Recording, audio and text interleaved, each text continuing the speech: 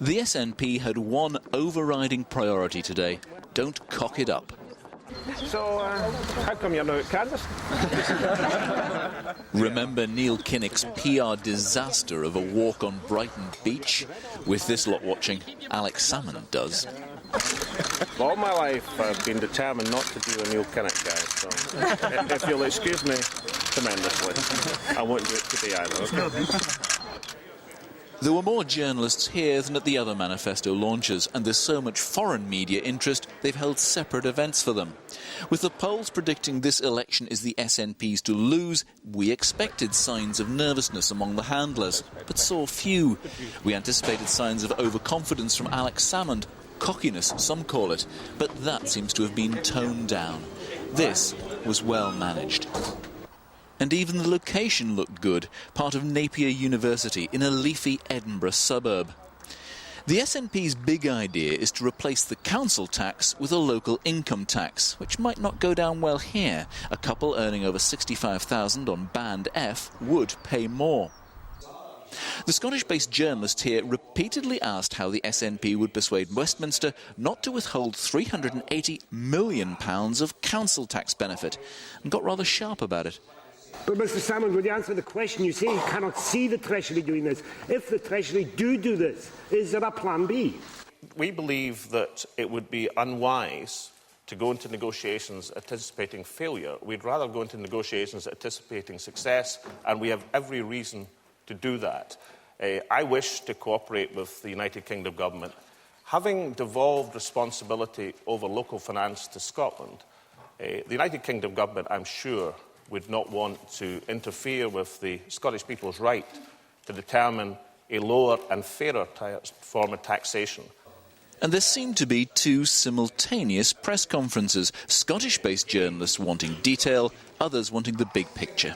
Isn't it time today to admit that you can't say no to Trident when you're First Minister, if you're First Minister? You can't say no to the Iraq War.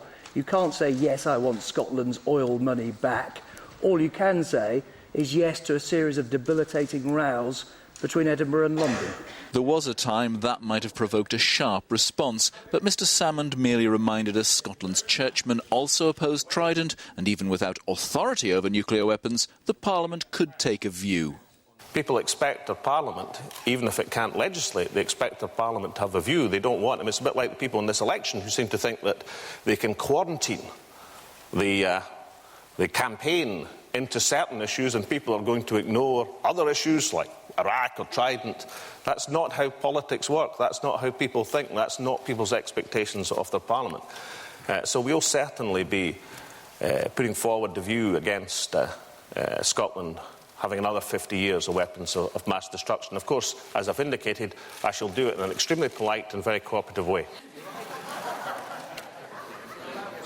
Afterwards, there was little briefing to be done, and anyway, the SNP is not relying on journalists. Its call centre will target 100,000 people a week, and 1 million fold-out posters come leaflets will be given away with the Sunday papers.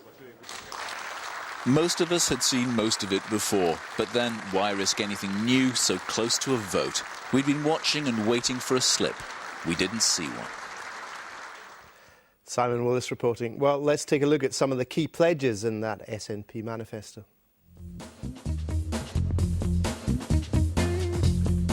The SNP are promising to change our lives.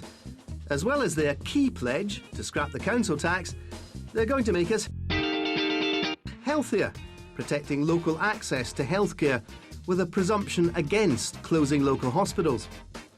Wealthier, they'll remove business rates from 120,000 small businesses.